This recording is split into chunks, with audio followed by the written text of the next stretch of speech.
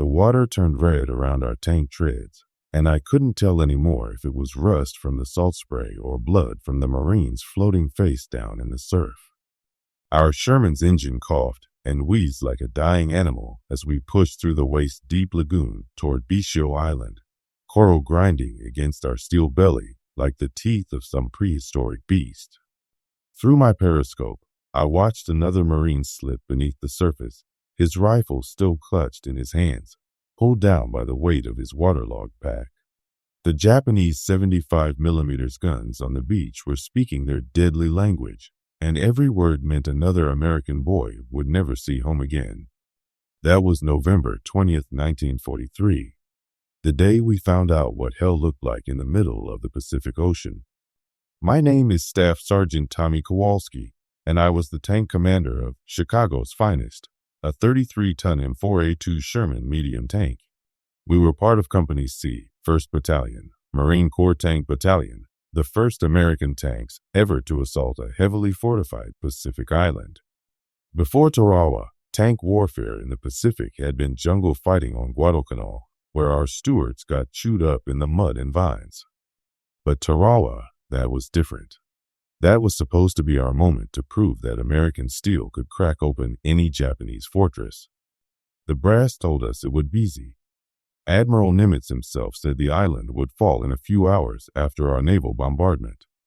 Gentlemen, our colonel had said during the briefing aboard the transport ship, after 3 days of naval gunfire and airstrikes, there won't be anything left on Betio but coral dust and dead Japanese.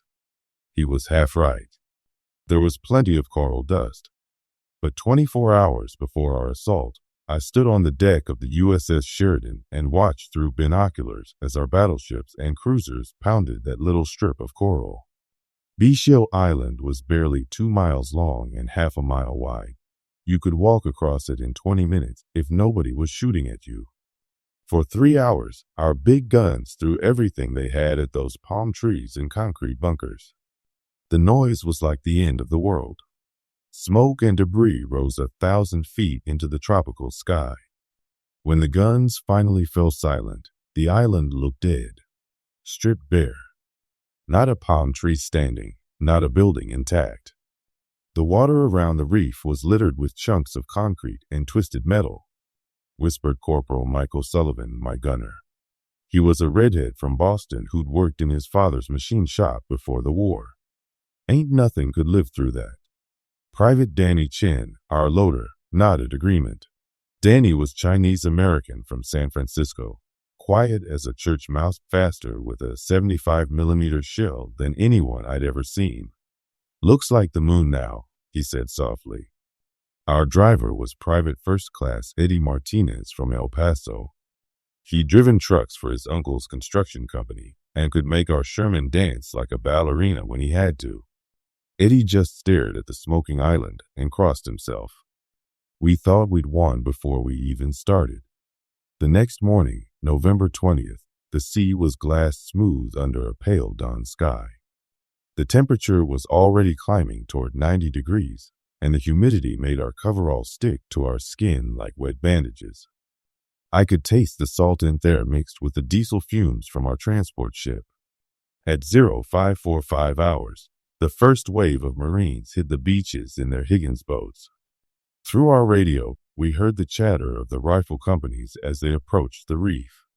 Tango 6, this is Red Beach Leader. Approaching the reef now. Water looks deep enough. No enemy fire observed. Then, at exactly 0600 hours, hell erupted. The Japanese had been waiting in their reinforced bunkers, buried so deep our naval bombardment had barely scratched them. As soon as our Marines climbed out of their landing craft onto the reef, machine guns and artillery opened up from positions we couldn't even see. The radio crackled with panic. They're alive. They're all alive. We're taking heavy fire. Red Beach Leader, this is Tango 6. What's your status? We're getting slaughtered out here. The water's too shallow. The boats are stuck on the reef. That's when our tanks got the call. Chicago's finest, this is Battalion Commander. You are to proceed immediately to Red Beach 3 and provide fire support for the assault companies. The infantry needs you now. I keyed my throat mic. Roger, battalion. Chicago's finest moving out. But there was a problem nobody had thought about during all those planning sessions. The tide was wrong. The Navy had promised us 3 feet of water over the reef, enough for our Sherman to drive ashore without drowning its engine. Instead, we got 18 inches, maybe 2 feet if we were lucky. Our tank was waterproof for shallow fording, but this was going to push it to the limit. Eddie, I called down to Martinez in the driver's compartment. Think you can get us through that? Eddie's voice came back steady. Professional. Sir, I can get us anywhere you want to go. Question is whether we'll still be running when we get there. That's good enough for me. Take us in. The landing craft's bow door dropped with a crash, and suddenly we were looking at a nightmare. The lagoon stretched due in front of us like a killing field. Dead Marines floated in the surf. Wrecked landing craft burned on the reef.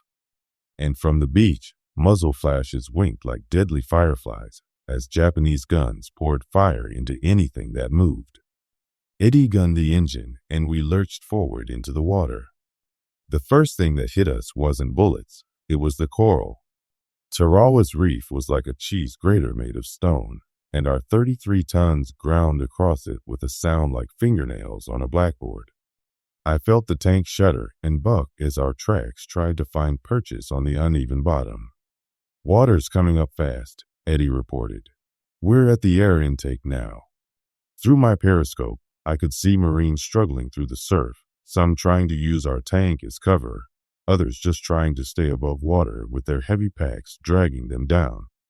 A kid who couldn't have been more than 19 grabbed onto our rear fender and pulled himself along beside us. That's when the first Japanese shell hit. The 75mm round struck the water 10 feet to our left and threw up a geyser of coral fragments and seawater. The concussion rang through our hull like being inside a bell. Contact front, O'Sullivan called out. Concrete bunker, 2 o'clock, 400 yards. Load he, I ordered. Danny slammed a high explosive shell into the breach. He up. Fire. Our 75mm gun spoke with authority, and I watched our shell punch into the Japanese bunker. Concrete dust and smoke billowed out, but the enemy gun kept firing. Short, I called. Add 50, another shell. This one hit home, and the Japanese gun went silent. But there were a dozen more just like it. We ground forward through the reef, our engine straining against the drag of the water and the razor-sharp coral. Every few seconds, another enemy shell would splash down nearby, and each time they got a little closer. The Marine kid hanging onto our fender looked up at me through my open hatch. His face was pale as paper, streaked with salt water and blood from a cut on his forehead. How much further, Sarge? He yelled over the gunfire. I looked ahead toward the beach. It might as well have been 100 miles. Just hang on, son, I told him. We'll get you there. But even as I said it, I wondered if any of us would make it. Our engine was starting to miss the water in the fuel lines, probably. Our electrical system was throwing sparks every time we hit a particularly nasty piece of coral, and the Japanese were finding our range. The next shell didn't miss. The 47mm anti-tank round slammed into our turret with a sound like the world's biggest hammer hitting an anvil. The inside of our tank filled with smoke and the acrid smell of burning metal. Danny was thrown against the turret wall and came up with blood running down his face. Danny, you hit? I'm okay, Sarge. But his voice was shaky. Just rattled my teeth some. I checked our systems. The shell had gouged a furrow across our turret armor, but hadn't penetrated. Our gun was still functional, our engine still running. We'd been lucky. The Marine hanging onto our fender hadn't been so fortunate. The shell fragments had found him. He let go of our tank and slipped beneath the red water without a sound. I keyed my radio. Battalion, this is Chicago's finest. We're taking heavy anti-tank fire. Our infantry support is getting chewed up out here. Roger, Chicago's finest. Keep pushing. The grunts need you on that beach. Easy for him to say. He wasn't grinding through a coral reef with Japanese guns trying to turn him into scrap metal. But we kept going. That's what Marines do. Eddie somehow coaxed our waterlogged Sherman through the worst of the reef and into slightly deeper water. Our tracks finally found solid bottom, and we began to pick up speed toward the beach. That's when I saw the other tanks. Colorado Belle was dead in the water 50 yards to our left, smoke pouring from her engine compartment. Her crew was bailing out, trying to swim for shore under heavy machine gun fire. I watched her driver take a bullet in the shoulder and go under, then surface again, still swimming with one arm. Detroit Steel had made it further than us, but stepped on a mine just short of the beach. Her left track was blown clean off, and she was stuck fast, her gun still firing at the Japanese bunkers even though she couldn't move. We were the only tanks still fully operational in our sector. O'Sullivan traversed left. See that bunker with the anti-boat gun? I see it, Sarge. Put 3 rounds of you right down its throat. With pleasure. For the next 10 minutes, we traded shots with every Japanese position we could see. Our 75mm was designed for tank-on-tank combat, but it worked just fine for bunker busting. Each time we fired, concrete and palm logs would fly through the air, and another enemy gun would fall silent. But for every position we knocked out, 2 more would open up. The water around us was thick with Marines now, some swimming, some wading, all of them trying to reach the beach under the most murderous fire I'd ever seen. They used our tank as a shield, clustering around our hull for protection from the machine gun bullets that snapped and whined through the air like angry wasps. A sergeant with a shot-up arm pulled himself up onto our engine deck. "You boys are a beautiful sight," he gasped. "Can you give us covering fire while we make a run for the seawall?" "That's what we're here for," I told him. I gave Eddie the signal, and we lurched forward toward the beach, our 75mm barking continuously as O'Sullivan engaged target after target. The sergeant and about 20 other Marines used our bulk for cover, staying low behind our tracks as we crawled through the last 100 yards of lagoon. The coral gave way to sand, and suddenly we were climbing up onto dry land. Real land. The first American tank to make it ashore at Tarawa. But the Japanese weren't finished with us yet. The beach was a maze of concrete bunkers, anti-tank ditches, and barbed wire. Every position had been Satito cover every other position. As soon as we emerged from the water, 3 different anti-tank guns opened up on us simultaneously. "Incoming!" I yelled, and we all ducked as shells started slamming into our armor. One round hit our right track and through a link. Another punched through our side armor, but miraculously missed our ammunition storage. A third round hit our main gun mantlet and jammed our turret traverse. We were hurt bad, but we were still fighting. "Danny, can you get to the coax?" I asked our loader. "Yes, sir." Danny scrambled over to the coaxial machine gun and started laying down suppressive fire while O'Sullivan worked frantically to unjam our main gun. Eddie drove us straight at the nearest Japanese bunker, our damaged track clanking and throwing sparks. When we got close enough, he spun the tank and used our rear end to smash down their barbed wire obstacles. The Marines who'd followed us ashore cheered and poured through the gap we created. But our fight wasn't over. As we pivoted to engage another bunker, a Japanese soldier popped up from a spider hole 20 feet away and fired a magnetic anti-tank mine at our hull.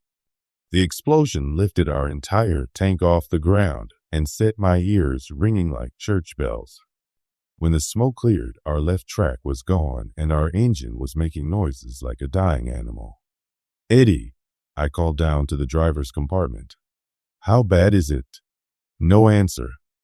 I dropped down into the hull and found Martinez slumped over his controls, blood running from a head wound where a piece of shrapnel had come through the vision port. "Danny, get down here." Eddie's hit.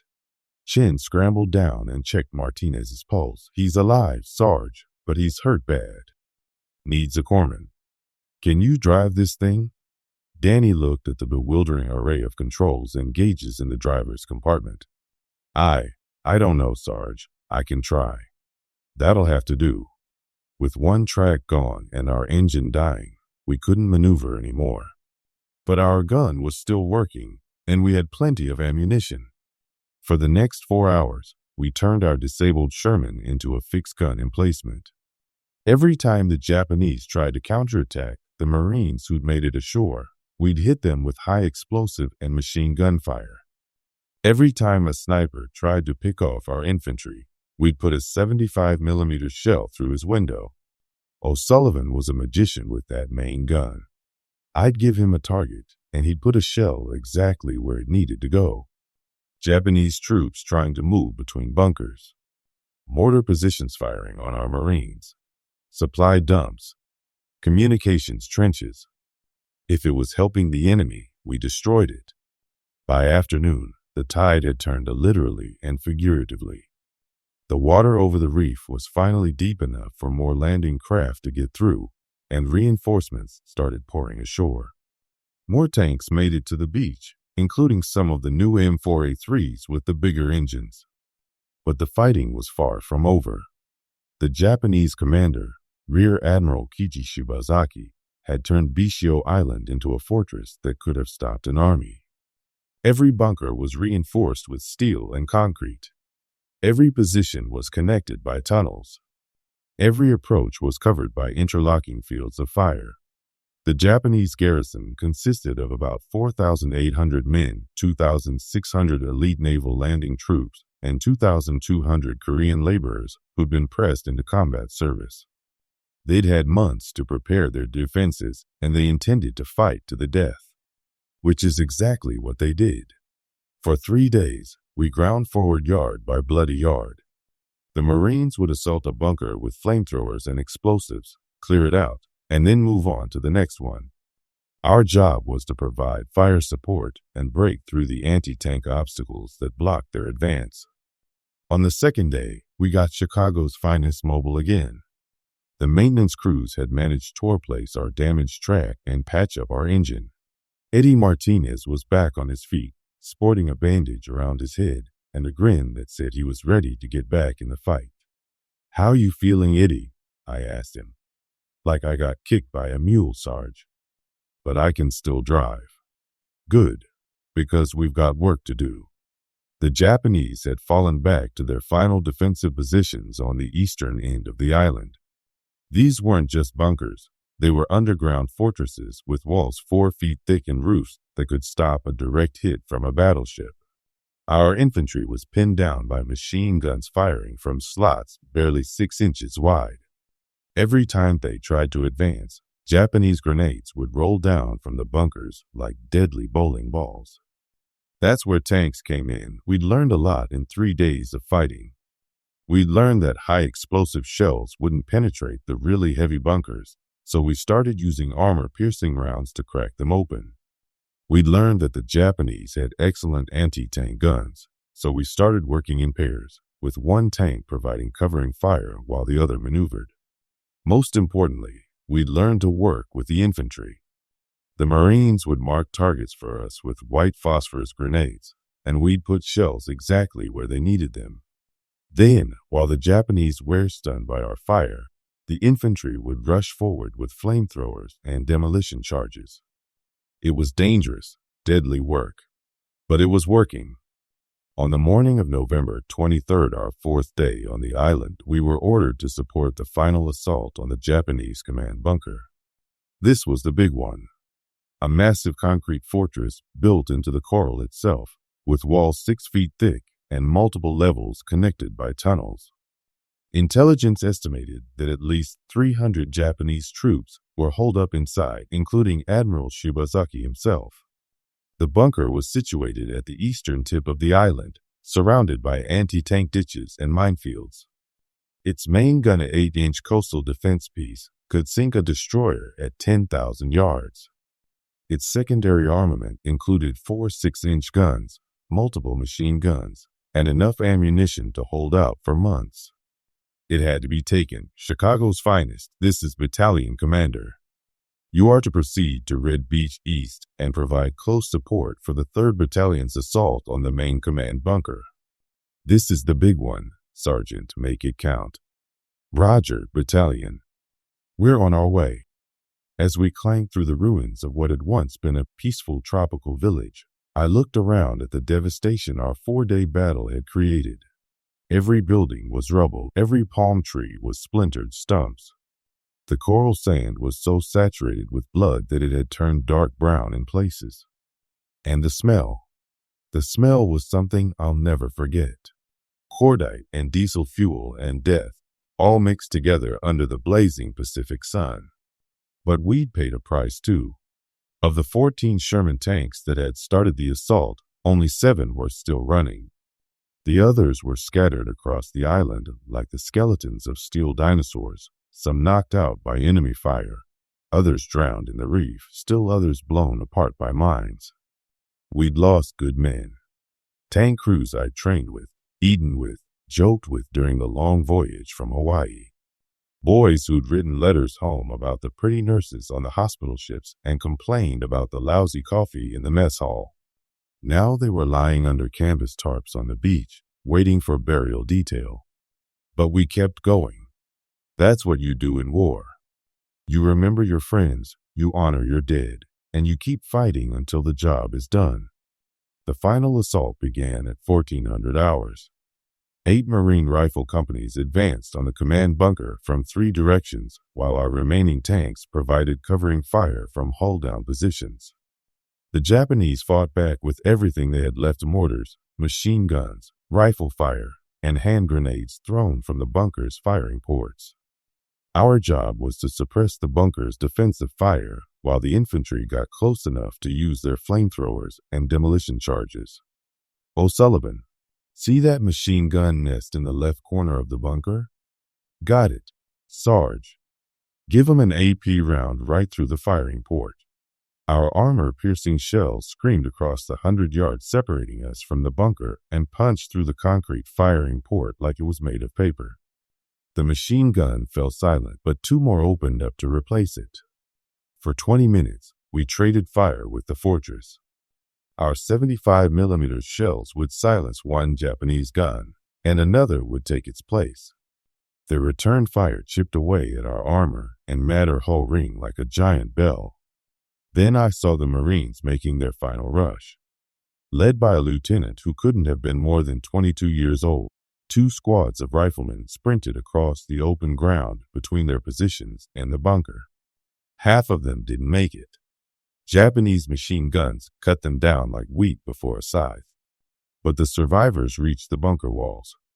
I watched through my periscope as Marine flamethrower operators moved into position at the bunker's main entrance.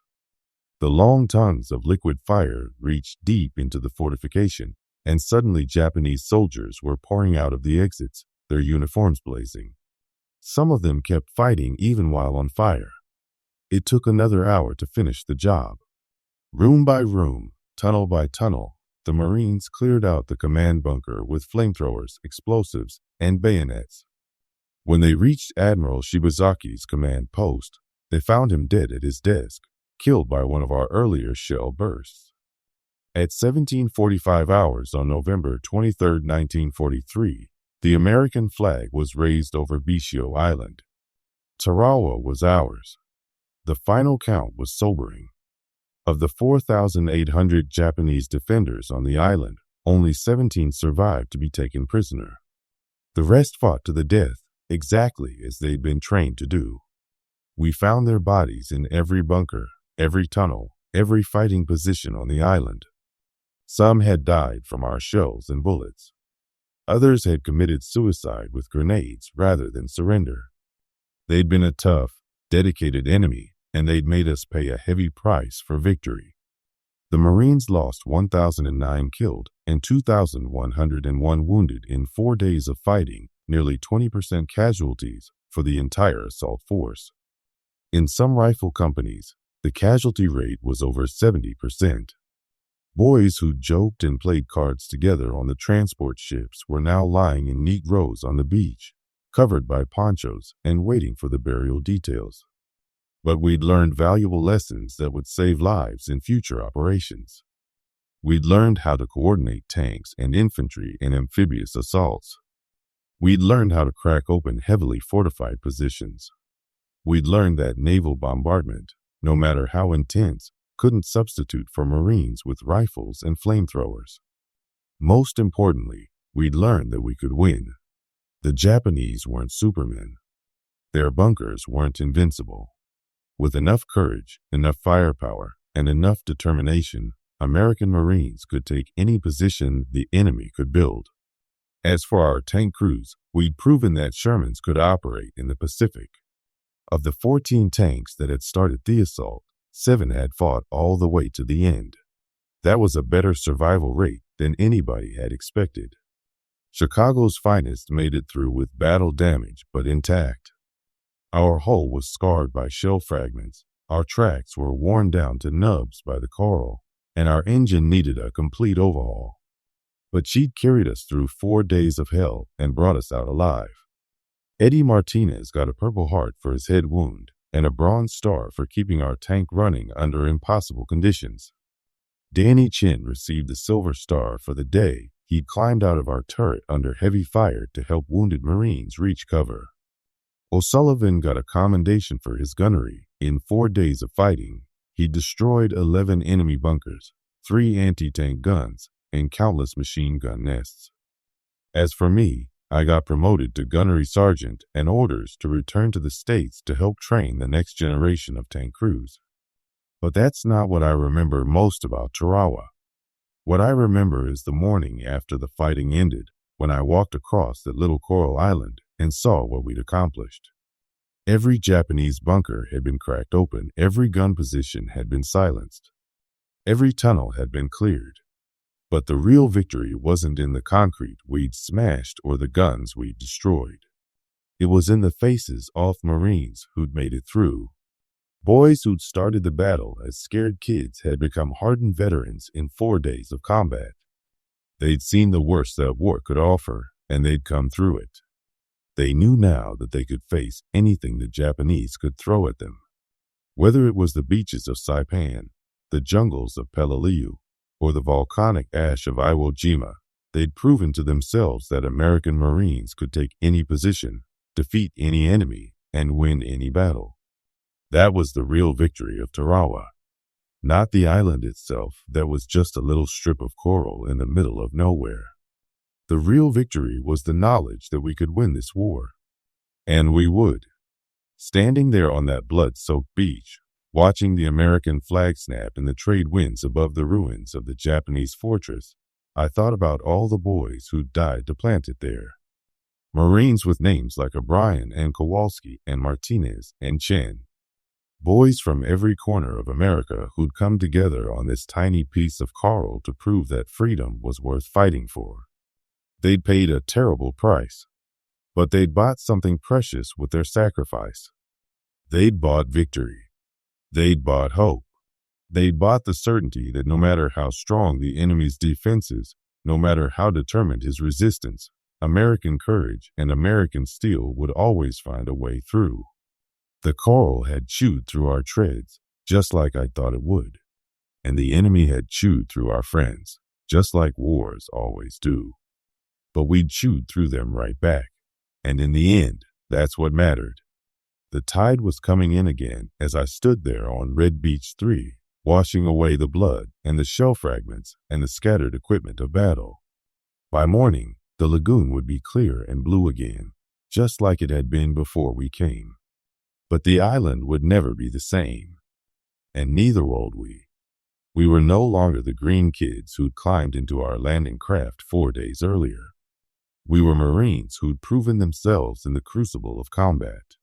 We'd faced the best the enemy could offer, and we'd won. Now it was time to get ready for the next island, and the one after that, and all the rest that lay between us and Tokyo Bay. The road home led through a lot more coral atolls and volcanic islands, and every one of them would be defended by Japanese soldiers who'd fight just as hard as the ones on Tarawa. But that was okay. We knew how to fight them now, and we knew how to win.